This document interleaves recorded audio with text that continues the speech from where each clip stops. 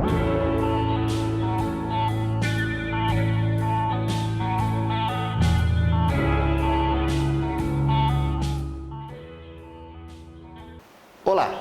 eu sou Vladimir Polísio, da Associação Amigos do Grande Anhangabaú. Nós convidamos todos os 13 postulantes à Prefeitura de Jundiaí para que viessem aqui conosco conversar sobre a campanha, sobre o que pensam sobre a política, enfim, quais são os planos para a municipalidade assumindo a gestão ano que vem. As entrevistas estavam programadas para que acontecessem entre 5 e 14 de outubro. Todos os postulantes confirmaram participação antes do dia 5, antes do início das entrevistas. Na verdade, todos não. O prefeito Luiz Fernando Machado foi o último a confirmar a participação, fazendo essa confirmação depois que as entrevistas já tiveram início. As nossas entrevistas estavam programadas para que acontecessem em 2 horários durante o dia, 10 da manhã e 15 horas. Excepcionalmente, o prefeito Luiz Fernando Machado disse que apenas poderia participar no horário das 18 horas. Como ele é o prefeito da cidade buscando a reeleição e a sua participação nessa série de entrevistas seria muito importante, nós aceitamos essa exigência para que a entrevista com o prefeito acontecesse no dia 14, hoje, às 18 horas. Entretanto, para a nossa surpresa, a sua assessoria nos contatou no início da tarde de hoje, dizendo que ele não poderá participar. Pena. Seria muito bom que o prefeito, que busca a reeleição, Luiz Fernando Machado, viesse até aqui e apresentasse as suas propostas para uma nova gestão e comentasse sobre os seus 4 anos frente à Prefeitura de Jundiaí. Dando sequência, então, aquela que seria a penúltima pessoa a ser entrevistada, que será então a última desta série de entrevistas, a candidata a prefeita de Jundiaí, Cíntia Vanessa, do PSOL. Cíntia, boa tarde. Boa tarde, muito obrigada, Vladimir. Agradeço a Associação de Moradores do Grande Anhangabaú. É muito importante esses espaços para partidos que nem o PSOL, que acaba não tendo tanto espaço na grande mídia, poder expor as nossas propostas, expor aquilo que a gente pensa enquanto política. E é uma pena, né? O atual prefeito não valorizar os pequenos grupos, os grupos que estão aí construindo a cidade, não dar voz e não aproveitar essas pessoas que têm iniciativa de se mobilizar, de se organizar e pensar em melhorias para a cidade. É muito triste quando o prefeito não apoia e não segue dando as mãos para as associações e movimentos sociais. Nós abrimos espaço para todos os candidatos, de todas as vertentes políticas. Quem ganha com isso é o eleitor, é a população conhecendo as propostas dos candidatos a prefeito. O PSOL, como que ele está aqui em Jundiaí? O pessoal de Jundiaí cresceu muito nos últimos anos. E isso se deu muito à participação do pessoal em todas as lutas e mobilizações da cidade. O pessoal é um partido que está sempre junto dos trabalhadores, das trabalhadoras. É um partido que é formado por pessoas que são trabalhadores da cidade e não por políticos carreiristas. Então, o pessoal é um partido construído por pessoas reais, né? Por pessoas que estão aí no dia a dia, que estão trabalhando, estão pensando política e a nossa bandeira é muito forte pela justiça social e pela igualdade em todos os campos. E nos últimos anos a gente cresceu, aumentou também a participação das mulheres no PSOL. Eu sou a atual presidenta do PSOL em Jundiaí, por isso eu aceitei o desafio de levar as ideias e o programa de governo do PSOL para a sociedade, né? Porque é muito importante para os eleitores, para as eleitoras, as diferentes narrativas, as diferentes maneiras de se pensar e construir política. O pessoal cresceu não só em Jundiaí, mas também em todo o território nacional. Está aí, né, na grande capital de São Paulo, o Boulos, que foi o nosso candidato a presidente, está bem apontado aí nas pesquisas, com muita alegria, né, podendo ir para o segundo turno. E a gente também, nas últimas eleições, a gente conseguiu ultrapassar a cláusula de barreira elegendo 10 deputados, o que antes não tinha. Então antes a gente não tinha direito ao fundo partidário, não tinha direito a tempo de TV, e aí agora, por conta da gente ter atingido esse coeficiente e com um aumento também na participação de mulheres, o pessoal é o único partido que tem no Congresso 50% de homens e 50% de mulheres na bancada. Quantos candidatos a vereador tem aqui na cidade? Pelo PSOL? Pelo PSOL. Esse ano a gente está saindo com uma chapa bem maior também em relação à da eleição anterior. Na eleição anterior a gente saiu, se eu não me engano, em 5. Aí hoje nós temos 11 candidatos e candidatas. Todas pessoas engajadas politicamente, que tem alguma pauta, alguma causa que defende, são 4 mulheres e 6 homens. 4 mulheres e 6 homens. PSOL é Partido Socialismo e Liberdade. Isso. Como que é essa questão do socialismo, nesse momento aqui que o Brasil está bastante polarizado entre umas pessoas que se dizem de direita, outras que se dizem de esquerda, como que é defender a bandeira do PSOL? O que é socialismo? As pessoas confundem bastante comunismo é China. Não, a China é uma ditadura. Então o que é o PSOL, o que é o socialismo defendido pelo PSOL? Essa polarização é dada justamente por conta das fake news, né? Da maneira que essas coisas são colocadas, que desde sempre antigamente se dizia comunismo come criancinha. Uma vez quando minha avó ouviu que eu era comunista, ela, credo filha, você é isso? Eu falei, mas por que credo? O que é isso? Ela, mas meu pai falava que comunismo era muito ruim. Eu falei, não vó, comunismo, socialismo, a gente visa uma sociedade mais justa, mais igualitária, com uma distribuição de renda mais justa, que abranja todas as pessoas, que não se concentre, né, a riqueza num pequeno grupo de pessoas. A gente no Brasil, a maior riqueza é concentrada em 2% da população.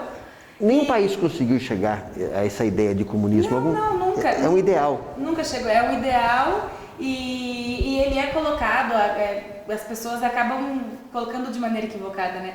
As pessoas pensam que o comunismo a gente vai pegar o que ela tem e dividir com todo mundo, e não é isso, né? É a gente fazer uma divisão correta da arrecadação de impostos, pensar numa reforma tributária, taxar grandes fortunas, porque no Brasil a gente paga imposto sobre consumo e não sobre renda. E se for para pensar, a população mais pobre é a que paga a maior quantidade de impostos e acaba não tendo retorno disso. A pessoa que tem lá um Corsinha paga o IPVA, mas o dono de um jatinho, um dono de um navio, não paga imposto nenhum. Então, quando a gente fala de distribuição de renda, é isso, e não tomar as coisas das pessoas e dividir. E esse mito é muito forte, né? Muito presente no imaginário das pessoas. Você ouve isso na campanha? Ouve isso das pessoas? Você escuta bastante, infelizmente. Cíntia, você é uma professora de ensino fundamental. Isso. De 29 anos, jovem, presidente de partido. Você está preparada para ser prefeita de Jundiaí ano que vem? Sim, eu estou preparada para defender o projeto político do meu partido. Eu sou jovem, como você bem colocou, mas eu atuo na política desde a minha adolescência, porque eu sou de família pobre, sou de origem caipira, cabocla, a família da minha mãe era meieira de uva, hoje ela é cozinheira. Então, desde muito cedo, eu senti os reflexos da injustiça, da falta de políticas públicas na pele. Então, essa indignação tomou conta de mim muito cedo. E na escola eu sempre fui ativista de grêmio estudantil, sempre participei das mobilizações, tinha aquele ranço, aquele asco de partido político, porque a gente sempre escuta, né, que político é tudo ladrão, que político rouba. E aí eu sempre fui muito atenta a isso. Aí eu comecei a acompanhar o PSOL, gostei das propostas, conheci o pessoal do PSOL em Jundiaí em 2016 numa greve de professores e desde então atuo na construção do PSOL. E esse último mandato acabei sendo escolhida aí para ser presidenta por conta da atuação, do engajamento político. Quanto à sua, ainda respondendo a pergunta, o vice da minha chapa é o Paulo Matsushita. O Paulo Matsushita, ele é auditor fiscal da Receita Federal aposentado, ele é sindicalista, ele já contribuiu para muitas coisas da Jundiaí. Então a gente vai unir aí a energia da juventude com a experiência de um auditor fiscal. Inclusive a gente fala que o primeiro passo do pessoal se assumir uma prefeitura é fazer uma auditoria nas contas públicas e uma auditoria nas dívidas, né? Porque o então prefeito Luiz Fernando Machado, no último ano aí, fez empréstimos milionários que a próxima gestão e a outra ainda não paga. Então também para poder inaugurar, fazer aquela festa de inaugurar a obra em época de eleição, para enganar a população, né? Porque a gente sabe que durante 4 anos ficou a escola parada, a obra parada, a unidade básica de saúde parada, aí, bum, um ano antes da eleição, um passo de mágica, está tudo sendo inaugurado. E a gente sabe que isso vai ter um custo muito alto para a população. Porque quando a gente empresta dinheiro de banco, a gente vai pagar uns juros muito altos. E esses juros vai novamente cair nas costas do mais pobre, que vai ter quando você vai pegar a conta de água, a conta de energia, você não paga sobre o seu consumo as taxinhas, né? Então, o rico e o pobre vai estar lá pagando o mesmo imposto. Alguém vai ter que pagar a conta no final. Você falou de origem, a sua origem pobre. Você é de Jundiaí mesmo? Sou de Jundiaí. Que região da cidade de Jundiaí? Eu nasci na região do Caxambu, atualmente eu moro no Jundiaí Mirim. Na página do PSOL tem lá um chamado de impeachment popular do Bolsonaro. O que é isso? E qual que é a sua visão sobre a atual gestão do presidente da República? É uma visão assim muito crítica, né? Porque a gente brinca que, infelizmente, o Bolsonaro é o único político que a gente não queria que colocasse o programa de governo dele em prática. E ele tem feito isso, que é mais aquela velha política de tirar direitos sociais, de acabar com direitos sociais históricos, como direitos trabalhistas, com essa carteira nova aí, verde e amarela. A gente teve um presidente totalmente omisso, a gente pode dizer assim, que é até responsável por muitas das mortes durante a pandemia. Porque ele sempre tratou a pandemia com desdém, com descaso, fazendo piada. Durante uma pandemia a gente hora tem ministro da saúde, hora não tem, e isso fez muito mal para a população. Sem contar o auxílio emergencial, né, que demorou para sair, e quando sai, a pessoa recebe lá o auxílio tal dia, mas ela só vai poder usar esse auxílio depois de 15 dias, e a gente sabe que a gente está vivendo um alto índice de desemprego, e que tem muita gente dependendo para comer, para dar leite para os seus filhos, desse auxílio emergencial, que a princípio ele queria que fosse de R$200. Quem é que consegue viver com R$200, né? Pagando R$200 não paga uma conta de energia e uma conta de água de uma família populosa, numerosa. É outra bandeira do PSOL também, pelo que eu fiz a pesquisa, pelo que consta no site do PSOL, esse auxílio emergencial até o mês de dezembro. Sim. Né? Mas e o impeachment popular? O que é a campanha de impeachment que o PSOL está fazendo? Sim, tem cabeçando essa campanha aqui em Jundiaí? Existe essa campanha aqui? Não, ou é só nacional? Aqui em Jundiaí a gente acaba fortalecendo também todas as lutas, mas essa campanha não ganhou corpo nem em nível nacional, né? Não. Mas é claro que a gente defende sim o impeachment do Bolsonaro, inclusive o PSOL foi o primeiro partido que protocolou, mas o presidente engaveta todos os pedidos da lá. Câmara. Uma hora fala que vai, aí sai lá umas emendas, um dinheirinho para outros, aí engaveta, né? Mas, entendi. Mas, Cíntia, então, como regra, as eleições municipais, elas não sofrem influência do governo federal, nem do governo estadual, como regra. Mas, ultimamente, as regras têm mudado um pouco. O atual primeiro colocado nas pesquisas de opinião na cidade de São Paulo, Celso Russomano, o deputado, ele busca apoio do presidente Jair Bolsonaro. O segundo colocado, que é o atual prefeito, Bruno Covas, busca apoio do governador de estado, o João Dória, do mesmo partido. E como que está o seu partido, o PSOL, nisso? Eu vi que o Chico Buarque está fazendo campanha para o Boulos, lá em São Paulo, na cidade de São Paulo. E você vai buscar o apoio de alguma estrela do partido, como o Guilherme Boulos, que foi candidato à presidência da República, Marcelo Freixo, o Chico Buarque? O que vai ter na sua campanha? É claro que a gente busca sim, inclusive a gente está para receber o vídeo de apoio do Boulos, a deputada Samia Bonfim já demonstrou seu apoio por vídeo, a Luciana Genro, que já foi candidata a presidenta. Mas a gente também quer buscar o apoio dos artistas da cidade, né? Que é muito importante a gente ter o apoio das pessoas da cidade, dos movimentos sociais, e que a gente não quer só apoio de grandes estrelas, né? Que a gente quer tá junto aí com o pessoal da cultura de Jundiaí, o pessoal do movimento de mulheres do Maracatu, que tem o baque delas, apoiam a gente. Então, além desses apoios muito importantes, que é das nossas lideranças, na qual eu me inspiro muito na Luiz Erundina, no Boulos, na Samia Bonfim, e que naturalmente a gente já tem esse apoio, mas o mais importante para a gente é buscar o apoio das pessoas que constroem a cidade, que estão aí no dia a dia junto com o pessoal. Como que você está vendo, você falou um pouco da pandemia no início da conversa, como que você vê o enfrentamento da Covid-19 pela atual gestão do prefeito Luiz Fernando? E o que você faria diferente se você já fosse prefeita da cidade? A gente viu desde o início da pandemia, Jundiaí não teve um programa próprio, né, de combate à pandemia. Seguiu muito aquilo que o governo do estado colocou e a gente não teve, por mais que fechou o comércio lá no início, mas não teve fiscalização nas ruas. O transporte público durante a pandemia, ao invés de ampliar a rotatividade de ônibus, fez o contrário, diminuiu, fazendo com que o trabalhador e a trabalhadora que era dos hospitais, do comércio da alimentação, que não teve como fazer pandemia, né? Não teve como fazer quarentena. A quarentena também é um privilégio no nosso país. O trabalhador e a trabalhadora que não podia parar teve que continuar usando o transporte público. E aí, em pleno auge da pandemia, a gente olhava para os ônibus, as pessoas superlotadas, grudadas umas nas outras, sem um pingo de responsabilidade da gestão municipal e também dos gestores das empresas de ônibus, né? Então, além de não ter uma fiscalização correta, porque a gente via nas ruas as pessoas andando sem máscara, pequenas aglomerações, além de não ter um plano emergencial da cidade, um projeto da cidade, que foi só seguir aquilo que o governador João Dória colocava, ele também não teve o cuidado e o respeito com os trabalhadores e trabalhadoras. Faltou gestão, então, faltou administração, pulso. Faltou. E o que você faria diferente, então? A primeira coisa seria fazer algumas coisas que ele fez sim, que era fechar os comércios e pedir para que as pessoas não fizessem aglomerações, mas que para isso tinha que ter fiscalização e não teve fiscalização.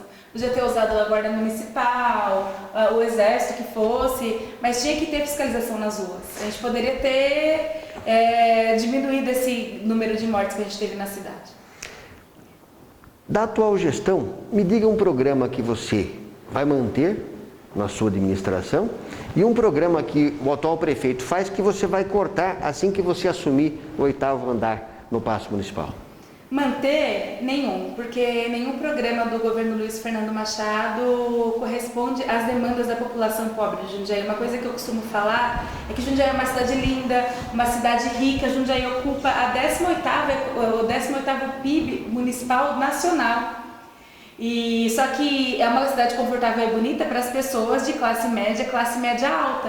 Para o pobre que vive de salário mínimo, que tem que pagar aluguel, é muito penoso. As pessoas vêm para trabalhar. As pessoas, o próprio transporte público da cidade é organizado para que leve a pessoa somente para o trabalho e voltar. Tanto é que aos sábados e domingos, quando as pessoas poderiam sair para um lazer, esse ônibus é reduzido. Então, assim, é uma cidade gerida para ricos, não é uma cidade gerida para o pobre, que é quem mantém a arrecadação de imposto, que é quem mantém as riquezas da cidade. Prova disso está assim, algo que está sendo a menina dos olhos do prefeito, que é ele falar desse mundo das crianças, que ele está construindo ao lado do parque da cidade. Ele vai construir outro parque, do lado de um parque, rodeado por condomínios de alto padrão, que a criança lá de Voturucaia, a mãe não vai conseguir levar lá para o mundo das crianças, porque para lá e para lá ela vai ter que pegar no mínimo 3 ônibus. Uma família com 3 filhos, ela vai pagar R$20 para ir, 20 para voltar, que geralmente é aquele dinheiro que ela tem para pôr a comida no fim de semana. Então é um mundo para quais crianças, né? Não é um mundo para as crianças das escolas que eu dou aula. A escola que eu trabalho não tem nem parque, não tem quadra coberta. Então, antes de querer construir um grande empreendimento para falar que é referência na América Latina, referência de não sei o quê, a gente tem que olhar para os bairros, porque os bairros não contam com estrutura de entretenimento, com estrutura segura para o lazer das crianças. E olhar para a escola, né? Porque ele também, eu sou da área da educação, então algo assim que a gente vai olhar muito para a educação. Ele fala que a escola é inovadora. A escola inovadora que ele fala é colocar uma placa lá com uma lâmpada e diz que é inovadora. Mas as práticas daquela escola não é diferente das outras, que são salas de aula superlotadas, material contado e de péssima qualidade. A inclusão na rede de Jundiaí é uma farsa, porque os alunos não contam com um profissional de apoio especializado, a professora tem que dar conta da sala daquela criança. Quando ela tem a sorte, vem uma estagiária, que muitas vezes desiste, porque ela recebe pouco por aquilo, é uma terceirização, e ela também não foi preparada. Então, não dá para seguir nada do que o Luiz Fernando Machado coloca, porque tudo que ele coloca é maquiado e baseado na mentira, né? Você colocou a questão do parque, eu lembrei um problema, uma reclamação séria da cidade de São Paulo, porque o paulistano que vive no Ibirapuera tem jardins, praças, é bem arborizado. Mas o paulistano que vive, por exemplo, na cidade de Tiradentes, tem uma dificuldade imensa, porque não há praças no entorno, não há jardins, não tem nada. Então, esse problema do parque que você falou, você acha que acaba transformando Jundiaí, então, trazendo para Jundiaí os mesmos problemas que a cidade de São Paulo sofre agora para tentar solucionar? Jundiaí já sofre com isso, né? Porque as periferias não contam com arborização, com parques bonitos, com praças. Eles vão lá constrói a praça, vão cuidar dela de 4 em 4 anos na época de eleição, ou se a população lá tem um vereador, e que daí o vereador também já foge do trabalho dele, que é fiscalizar o prefeito, e vai querer cuidar das praças da cidade. Mas é isso. E além de que, assim, o que ele não fala é que aquela área que está construindo o Mundo das Crianças era uma área de reflorestamento. E para construir o parque, derrubaram, e isso se olhar lá no site do DAI, eles mesmos dizem isso. Que derrubaram árvores que eram de reflorestamento, mas em contrapartida ia fazer o plantio em outro. Então, se já tem árvore lá, não é para construir. E repito, já tem um parque lá, já tem o parque da cidade. Então, assim, é uma obra, um empreendimento de cunho eleitoreiro, que não vai fazer a diferença na vida das pessoas. Não vai fazer a diferença para o meu aluno lá da Vila Marlene, para as crianças que moram em bairros mais afastados. Elas não vão. Você leciona onde? Na Vila Marlene. Vila Marlene. Pesquisa do IBOP na cidade de São Paulo revelou que a maior preocupação para o paulistano nessas eleições de novembro são, em primeiro lugar, a saúde, depois, transporte coletivo, segurança pública, geração de emprego, combate à corrupção, educação, meio ambiente vem em último lugar. Isso na cidade de São Paulo. Cíntia, no seu plano de governo, quais as prioridades que você tem e se você vai seguir essa ordem aqui que foi identificada pela pesquisa da cidade de São Paulo? Eu acredito que as prioridades são essas sim, mas eu não concordo em colocar o meio ambiente em último lugar, né? Porque não dá pra gente falar em saúde sem preservar o meio ambiente, não dá pra falar em educação sem ter o meio ambiente, porque se a gente não tiver um meio ambiente protegido, com respeito aos recursos naturais, com um bom uso daquilo que a natureza oferece, a gente não tem vida, né? E a gente tem a Serra do Japi aqui do lado, né? Tem um rio aqui que era poluído, sim, já foi mais poluído do que está.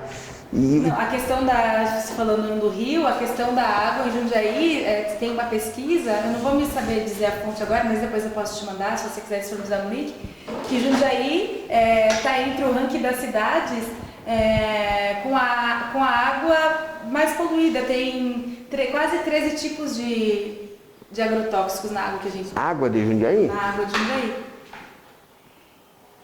Então, saúde é uma prioridade. Eu escutei recentemente uma live do prefeito que ele diz que vai ampliar a proposta do programa Saúde da Família, de falar em prevenção. Mas por que ele já não fez isso nesses 4 anos de governo, né? Eu concordo, inclusive a gente tem uma plataforma, eu peço para as pessoas que estão assistindo acessar, que é 50 para Mudar Jundiaí, e lá tem as nossas propostas para cada eixo de programa de governo. E a gente tem, enquanto transporte, rever o modelo de transporte da cidade. Que a gente tem um transporte coletivo que é gerido pelas empresas, a gente paga antes de usar. Então, na nossa proposta, que muitas pessoas dizem que é radical, que é falar assim de tarifa zero. Porque o transporte é colocado na Constituição como um direito social, assim como a saúde, como a educação. E a mãe não paga mensalidade lá para a escola pública, não paga na consulta que vai no posto de saúde. Por que tem que pagar a tarifa, que é um direito de ir e vir, né? Então, aí a gente tem uma proposta de tarifa zero. Então, uma pergunta importante sobre esse assunto aí. Mas, Cíntia, essa questão da tarifa zero, isso é um custo. Há dinheiro, há orçamento para pagar isso? Porque tem até uma máxima que se diz de um economista que não existe almoço grátis. Alguém paga a conta. Como que vai ser isso? A gente já paga, né? A gente já tem uma arrecadação grande aí de imposto sobre consumo. Jundiaí é uma cidade que tem muitos recursos, eles só são mal geridos, só são mal distribuídos. Mas a gente fala assim, rumo à tarifa zero, porque tem que começar, né? Não dá pra já tirar, porque senão vai ser um boom muito grande no... O escalonamento. Tinha que começar pela gestão das empresas de transporte, porque a prefeitura deveria fazer essa gestão. E outra coisa seria também fazer uma nova licitação e na contratação, porque a gente tem um monopólio de 3 empresas que está há décadas e décadas tomando conta do transporte no Jundiaí. Então, primeiramente, seria rever o modelo do transporte atual. Quando a gente paga um fretado, a gente paga por quilometragem rodada, né? Então, hoje a pessoa paga por viagem, ela não paga por quilometragem. Ontem mesmo eu estava fazendo uma caminhada no Jundiaí Mirim, onde eu moro, daí eu estava no ponto de ônibus e encontrei uma moça, ela estava com 2 crianças, uma de idade de 9 e outra de 7.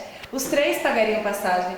Do Jundiaí Mirim até o centro da cidade dá 7 minutos. Ela ia gastar quase R$15 para ir e R$15 para voltar. Se ela fosse com um aplicativo, por exemplo... Ela pagaria menos.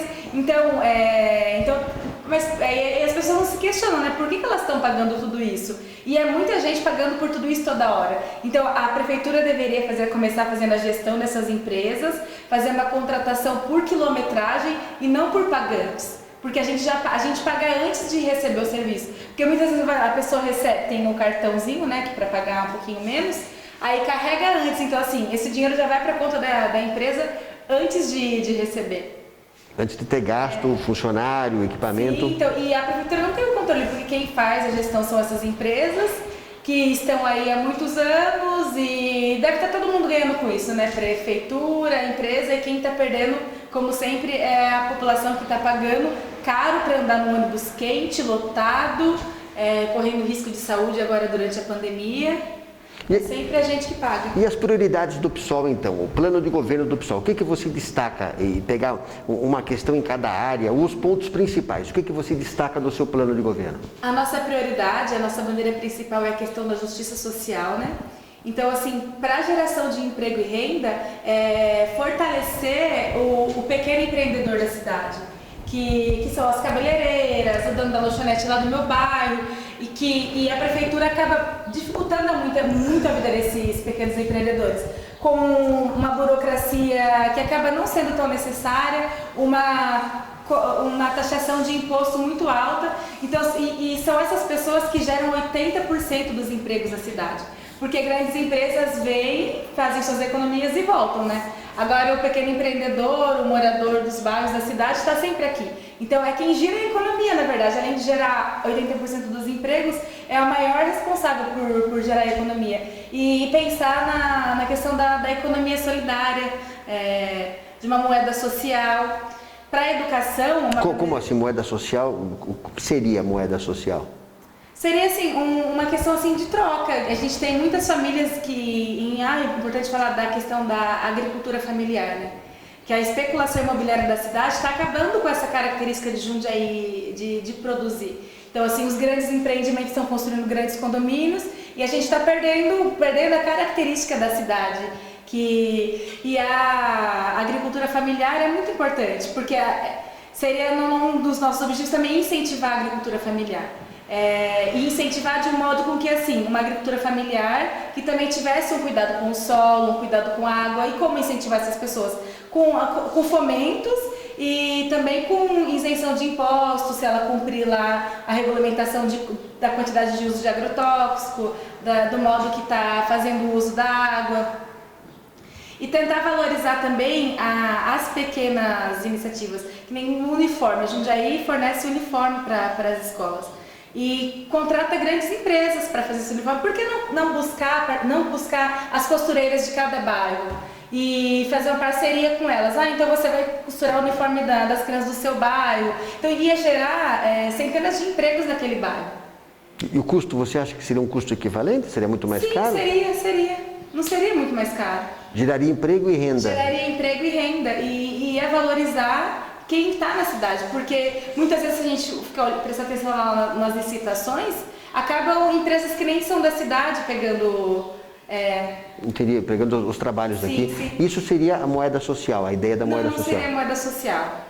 moeda social seria uma moeda de circulação no município e uma moeda criada pela prefeitura para ajudar famílias de baixa renda. Então seria uma circulação de uma moeda com parcerias com comércios locais, uma circulação de moeda da cidade.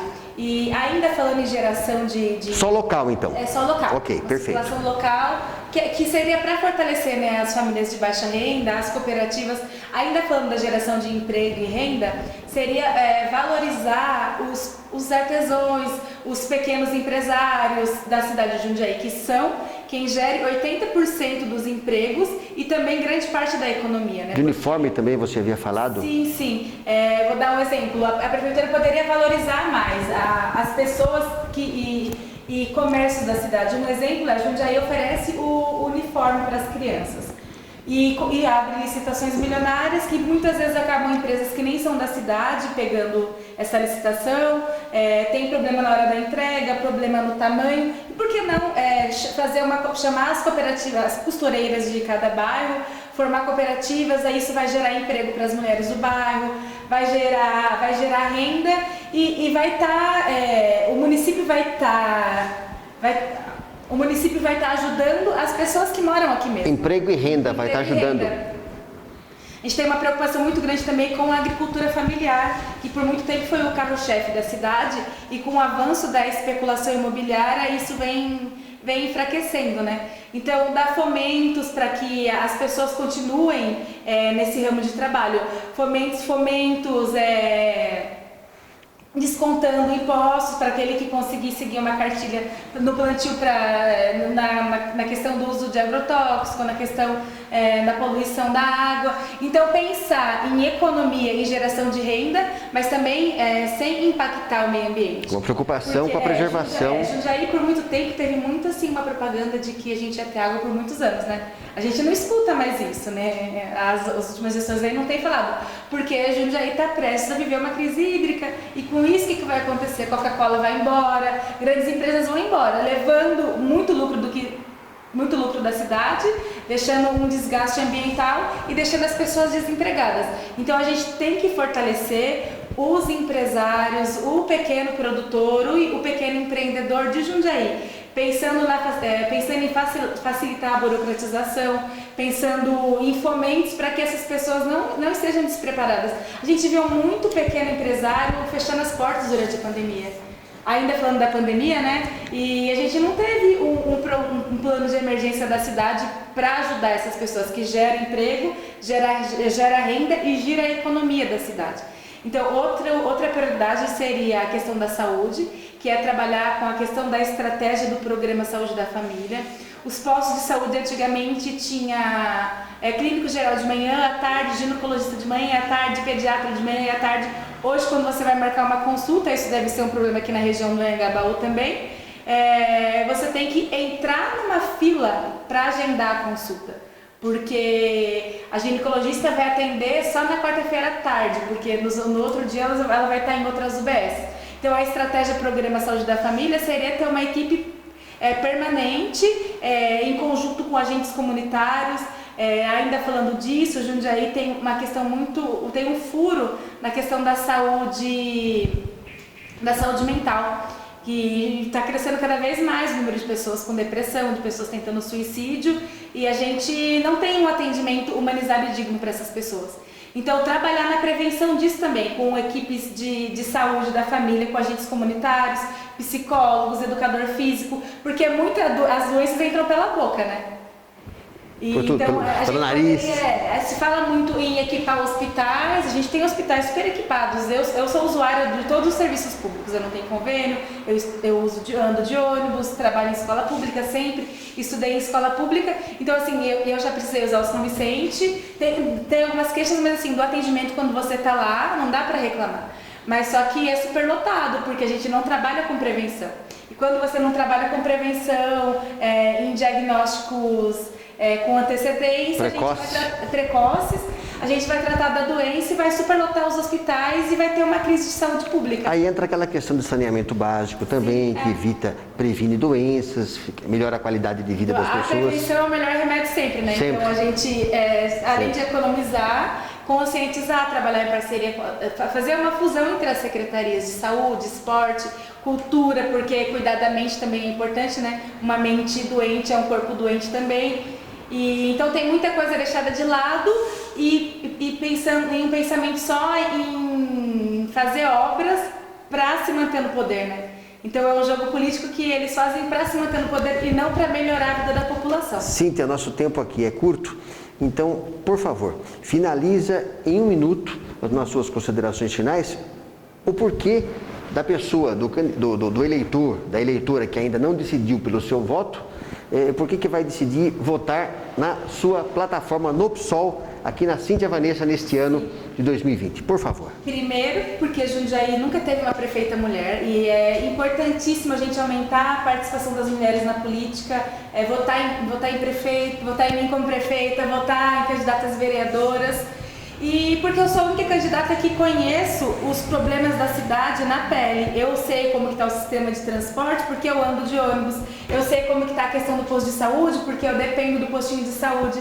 Eu sei como que está a escola, porque eu estou todo dia na escola. Então, assim, a gente precisa de gente que vive, que conhece os problemas da cidade, que esteja bem amparada, melhor do que um prefeito que vai, fala bonito, tem uma dicção boa, exemplar aí, assim, que foi feito para isso, é um prefeito que saiba ouvir as pessoas, que saiba dialogar com as associações, que saiba ouvir as pessoas que são organizadas, que faça parceria com as ONGs, com os movimentos sociais.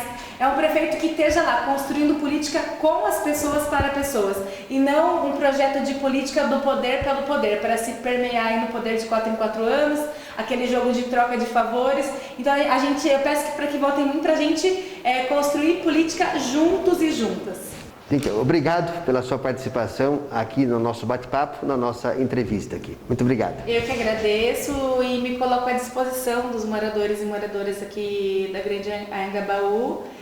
Conheçam nossa plataforma, deixa lá sua crítica, sugestões, que a gente está para construir junto. O nosso programa foi construído com as pessoas que pensam e vivem a cidade, né? Obrigado, Cíntia. Obrigado. Voltando aqui, por favor.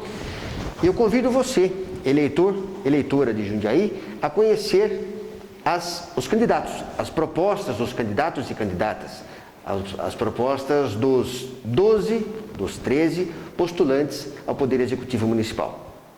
As eleições deste ano acontecem em 15 de novembro. Segundo turno, caso haja necessidade, no dia 29. A votação foi ampliada, será entre 7 da manhã e 17 horas.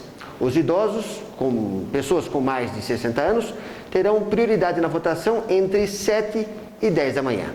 Muito obrigado e até breve.